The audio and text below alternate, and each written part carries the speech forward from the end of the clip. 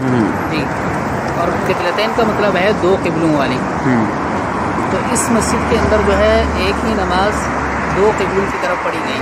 یہ مشہور ہے اس مسجد کے بارے میں. صحیح. لیکن جو صحیح بخاری میں جو روایت ہے وہ مسجد قباء کے بارے میں. جی. مسجد قباء میں کچھ لوگ نماز پڑھ رہے تھے تو ایک صحابی نے آ کر اعلان کیا کہ اللہ کے نبی صلی اللہ علیہ وسلم کے لیے جو ہے آج سے تحویل قبلے کا حکم ہوا ہے. تو وہ لوگ جو جہاں پر نماز پڑھ رہے تھے انہوں نے نماز ہی کی حالت میں اپنا قبلہ جو ہے چینج کر لیا تھا.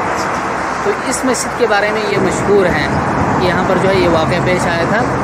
تو اس وجہ سے اس مسجد کو مسجد قبلتین کہا جاتا ہے. ویسے اس کی جو ہے شرعی طور پر کوئی فضیلت جو ہے یہ کتاب و سنت میں ثابت نہیں ہے. صرف یہ کہ یہ ایک تاریخی واقعہ ہے جو اس مسجد کے اندر پیش آیا تھا، جو مشہور یعنی لوگوں کے درمیان جو مشہور ہیں اس کے مطابق.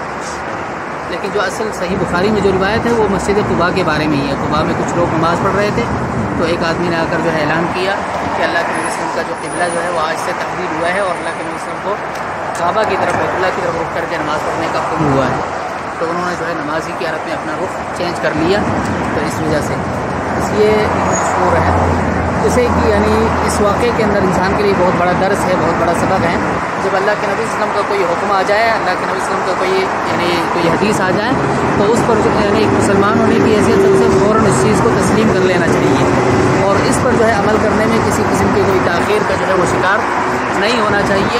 جس طرح اللہ کے یعنی اللہ تبارک و تعالیٰ نے بھی قرآن مجید میں بتایا کہ ما كان لمؤمن ولا مؤمنة إذا قضى الله ورسوله أمرا أن يكون لهم الخيرة من أمرهم.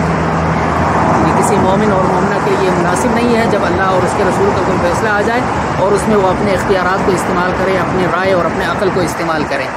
تو یہ ایک بہت بڑا درس ہے، بہت بڑا سبق ہے اس واقعے کے اندر ہمارے لیے کہ جب بھی اللہ کے نبی صلی اللہ علیہ وسلم کی کوئی حدیث آ جائے، کوئی حکم آ جائے تو صحابہ کرام کا طرز عمل یہی ہوتا تھا کہ فوراً اس پر عمل کر لیتے تھے.